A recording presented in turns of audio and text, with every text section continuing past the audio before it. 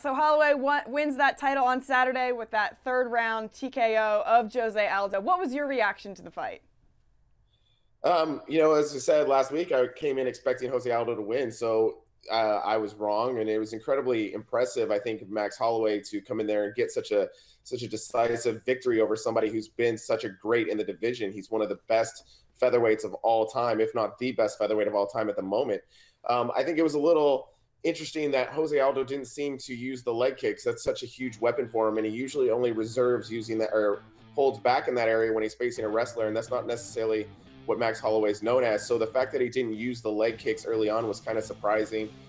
That would have allowed him to control the fight, I think, a little bit and thwart Max Holloway's attacks. But you also see him use the leg kicks and kick the legs of his opponents out from underneath them.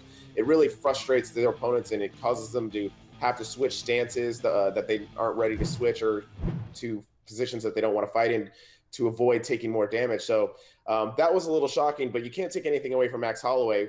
He was able to dictate the fight and keep Aldo doing what he wanted to do to get the win. Yeah, his 14th UFC win at the age of 25. What does this say about him, his talent, and his standing? What's incredible is that over his career in the UFC, he's fought a myriad of different fighters with different fighting styles. He's fought wrestlers, he's fought strikers, he's fought grapplers, and he's been able to come away with all these wins.